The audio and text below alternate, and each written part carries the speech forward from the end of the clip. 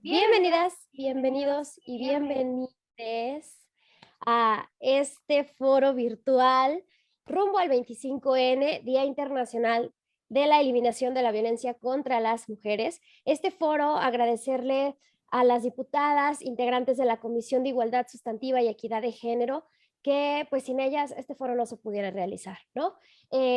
Agradecerle también a Luis Verdeja, él es titular de la Unidad de Derechos Humanos del municipio de Aguascalientes, es sociólogo de profesión y es un defensor de los derechos humanos, enfocado también con perspectiva de género y en el tema de diversidad sexual.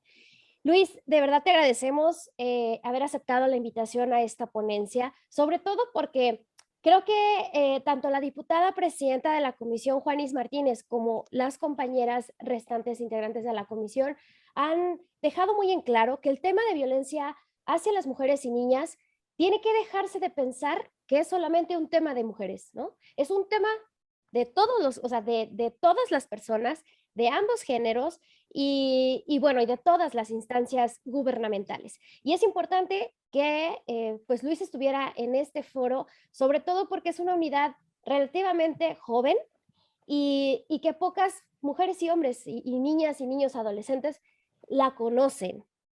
¿Cómo ha sido, Luis, pues la titulamos Retos y Avances? ¿Cómo ha sido esta atención de la defensa de los derechos humanos desde tu unidad? Porque no solo es nada más hacia las y los trabajadores, les trabajadores del municipio, sino es la propia ciudadanía, ¿no? La recepción de este servicio que se le da de las y los servidores y funcionarios públicos. ¿Cómo ha sido esta atención, Luis?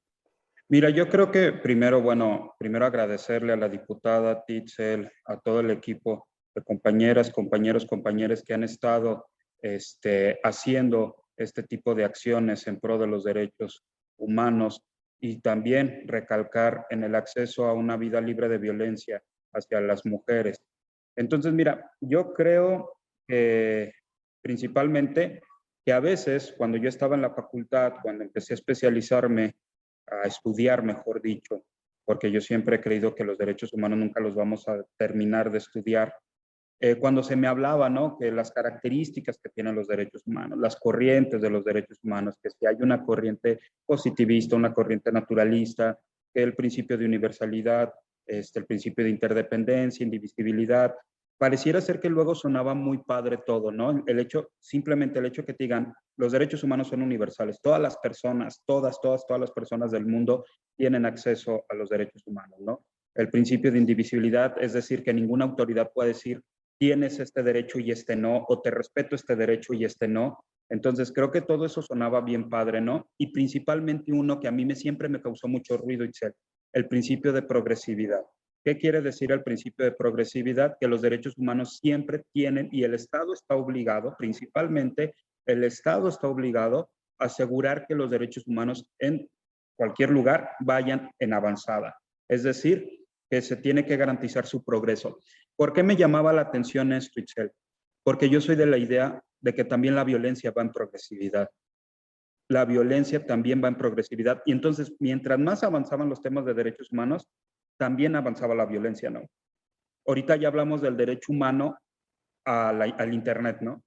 El acceso a la información. Ya hablamos también de violencia digital. ¿Me explico?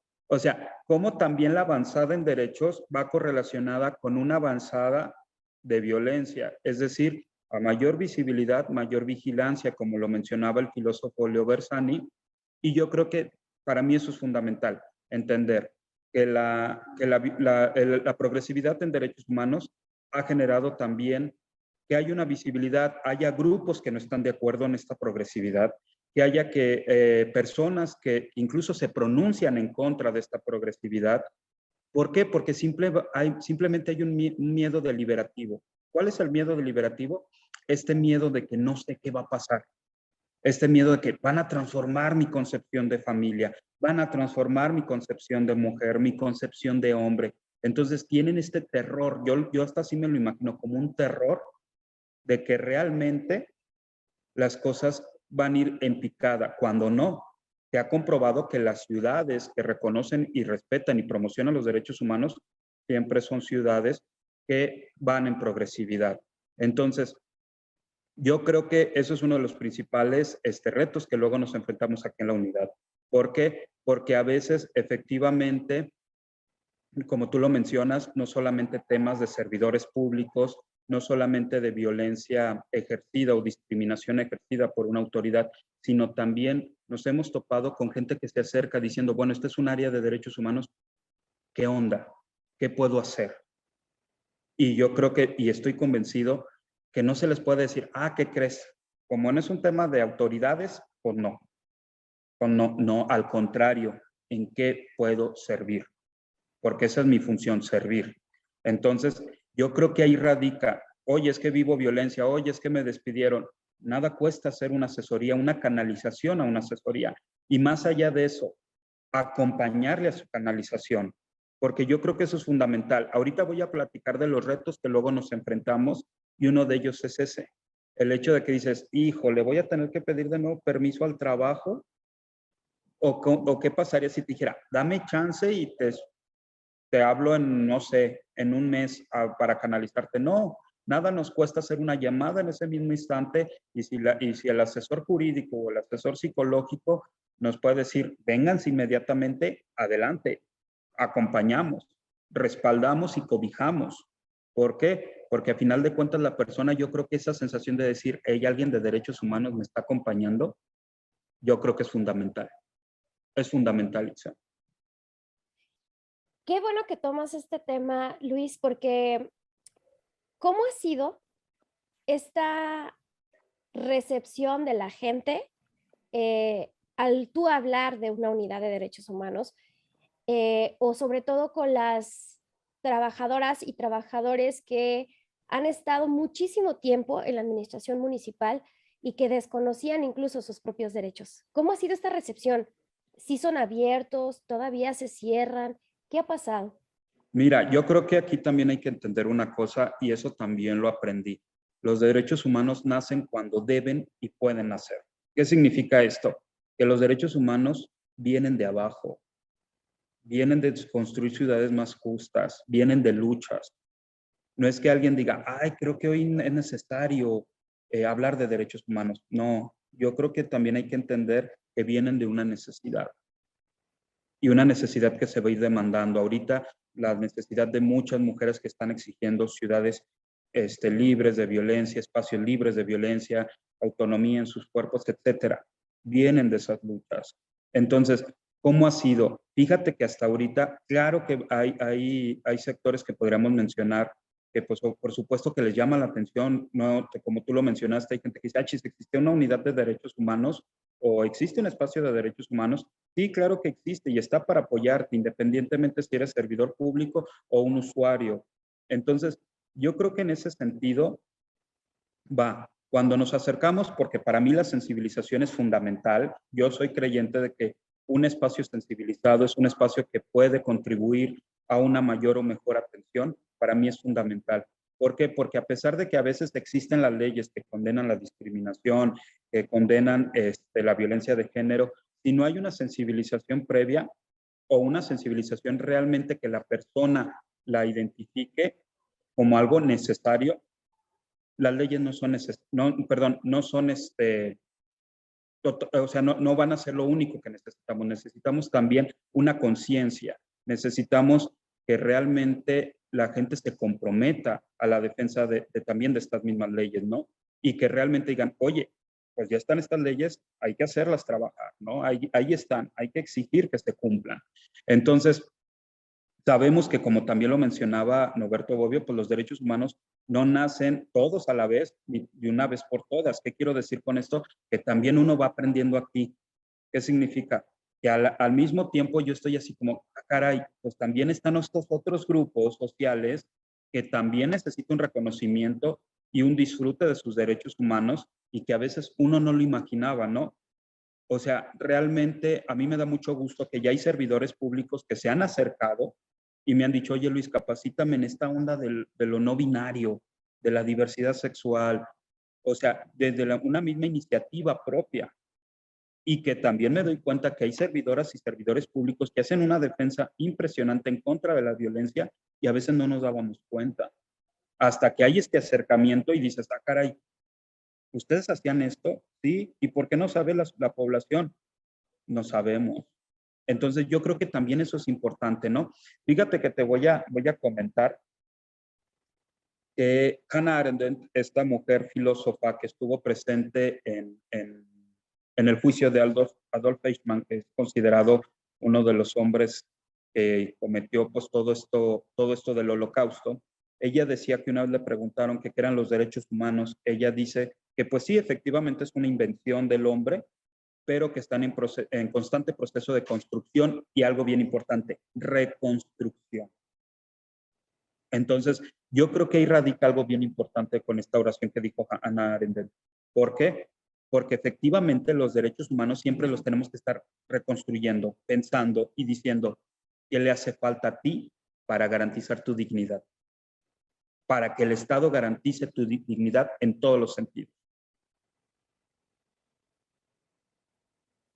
¿Y qué ha pasado, Luis? ¿Qué retos te has enfrentado o qué retos se ha enfrentado esta unidad? Porque finalmente hablamos de la unidad porque es un espacio que se creó para la defensa de los derechos humanos de todas las personas, pero hablando en este foro que es rumbo al 25N, pues especializamos el tema con las mujeres. ¿Cuáles han sido los retos para el tema de mujeres trans? Porque en Aguascalientes ha sido uno de los estados donde la comunidad trans ha expresado su temor, ¿no? Porque ha sido como dices, avanzan ciertos derechos, pero avanza más la violencia hacia ellas y ellos, ¿no? ¿Cómo ha sido este reto o cuáles consideras que son los retos para la defensa desde una institución como la tuya para este sector, las mujeres trans, las adolescentes trans? Fíjate, ahorita tú acabas de hablar de uno de los sectores que yo me atrevería a decir es de los más violentados social, cultural, política, económicamente. Así como existe la indivisibilidad o la interdependencia de los derechos humanos, yo también me atrevería a decir que existe una interdependencia en violencia, es decir, que una violencia te genera automáticamente otra. Es decir, hay una línea muy delgada entre una persona que es discriminada a que va a ser violentada. Es decir, o a su vez, una persona que es violentada es muy posiblemente, es casi un hecho que va a ser discriminada.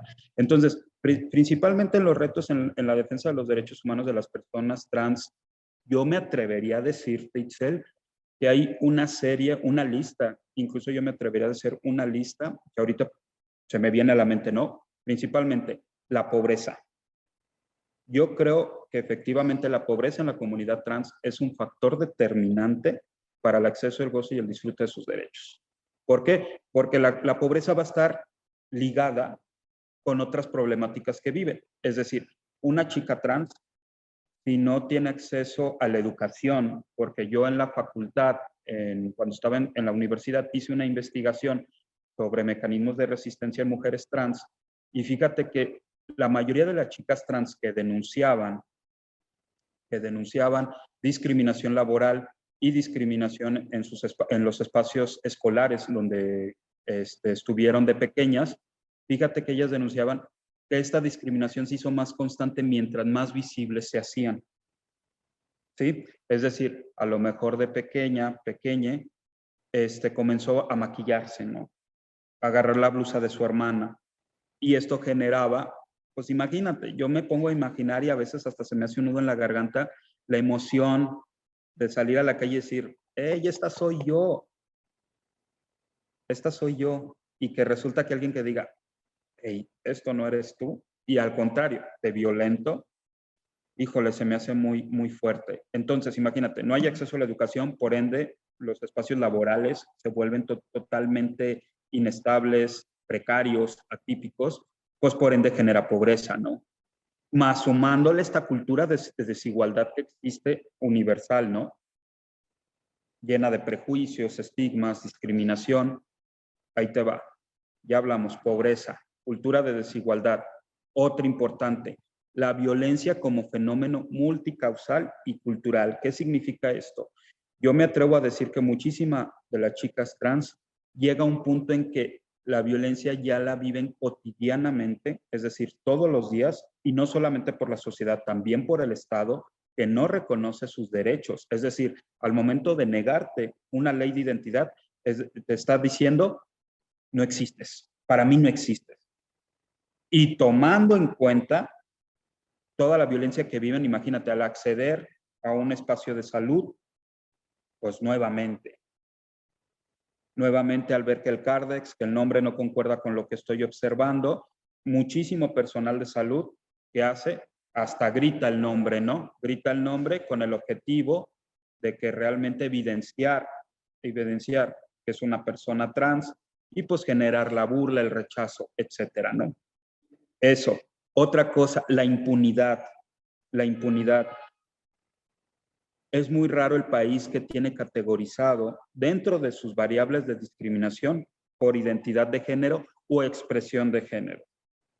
Para mí es importante, ahí exhorto a los diputados locales y diputadas locales que por favor, 192 del artículo del Código Penal de aquí de Aguascalientes, tenemos que ampliarlo, penalizar la discriminación por expresiones de género y por identidad de género. No puede existir discriminación simplemente por el hecho de ser quien eres, por el hecho de expresar quién eres. Y sumándole que muchísimos espacios como en la Fiscalía no tienen categorizado los transfeminicidios, la violencia, o por el hecho de que en muchos espacios al ver que corresponde al nombre de un varón, no lo quieren categorizar ni como violencia de género, ni como feminicidios, ni transfeminicidios. Es decir, el asesinato de un hombre, y todavía hasta llegan a decir, entre las características, se vestía de mujer. Ahí vemos la falta de sensibilización, la falta de empatía, la falta totalmente de interés, porque también lo digo, esto es una cuestión también de voluntades y por ende otra característica de estos retos que nos enfrentamos todos los días, Itzel, es la carencia de democracia. Es decir, no hay una apertura de querer respaldar a estos sectores de la población. Es decir, no hay una apertura de decir queremos defender a las personas y a las poblaciones trans. Sumándole también, por supuesto, a que la vulnerabilidad se puede duplicar, triplicar, etcétera. ¿Qué quiero decir con esto? Imagínate las caravanas de migrantes, las personas trans que vienen, y sumándole que a lo mejor son migrantes, trans, no tienen estudios, indígenas, o sea, cuánta vulnerabilidad existe, cuántos tipos de violencia pueden llegar a vivir por el hecho de ser quien son. Y por último, Itzel, yo me atrevería a decir, y esto me voy en un enfoque más general, que no hay esta sensación de ser sujeta o sujeto merecedor de derechos. ¿Qué me refiero con esto? Que la persona no se cree que tiene derechos humanos. Llega un punto de una naturalización de la violencia que lamentablemente dice, incluso te puedo asegurar que hasta tú y yo o tu familiar o yo lo hemos dicho, es que así ha sido siempre. Y así lo decimos. Ah, pues es que así es. Cuando no está bien, primero es tu dignidad. Y tu dignidad, así sea porque te faltaron al respeto al mencionarte con un pronombre en masculino, y si tu dignidad dice en él, yo ya no, me tienen que hablar en femenino, a eso me refiero. Tú ya debes de poner alto, tú ya debes de decir, defenderte y decir, estos son mis derechos, estos derechos costaron vidas, estos derechos costaron sangre y por ende los tengo que defender. Y hasta que la dignidad se haga costumbre.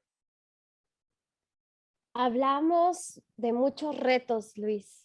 ¿Cuáles serían porque también hay que aceptar que hay muchos avances, ¿no? Como que hablábamos de ciertos, pero desde tu espacio, desde tu trinchera, ¿cuáles avances consideras que son ahorita visibles y que sean reales, ¿no? Que puede haber muchos avances en el papel o en los discursos, pero no en la ejecución real, ¿no? ¿Cuáles consideras que serían estos avances justo en la defensa de los derechos de las mujeres, incluyendo a las mujeres trans? A las personas trans, por supuesto. Mira, yo creo que el avance más importante para mí, la visibilidad. El hecho de hacer este tipo de foros, el hecho de posicionar las problemáticas, de exigir soluciones, para mí es un avance. El generar que ya tenemos esta libertad de ver a la cara a nuestras autoridades y decirle, no quiero discursos, quiero acciones.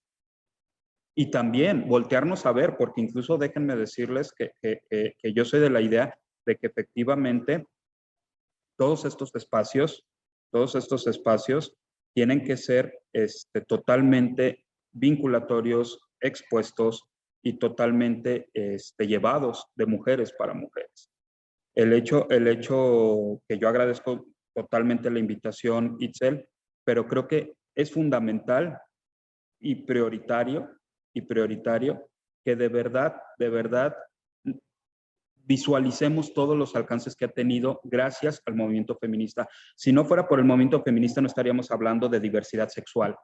Entonces, discúlpenme, pero todos aquellos de la comunidad LGBT que me están escuchando y que están en contra del movimiento feminista, no existiría el movimiento de la LGBT si no existiera el movimiento feminista. Yo no puedo visualizar un movimiento trabajador sin el movimiento feminista. Yo no lo puedo visualizar porque incluso las mismas mujeres dijeron, mientras Marx escribía todos los capitales, ¿quién le hacía de comer a Marx, no? ¿Quién estaba detrás de Marx? Entonces ahí es cuando ya estamos hablando también de injusticias, donde estamos hablando que existe un proletario del mismo proletariado, ¿no? Y este proletario son las mujeres. También tenemos que hablar precisamente de que hablamos de nuevas masculinidades, que mañana va a haber un ciclo de conferencias de violencia digital, etcétera. Y para mí es fundamental entender que todas estas conferencias, todos estos avances científicos, sociales, políticos, no serían sin el movimiento feminista.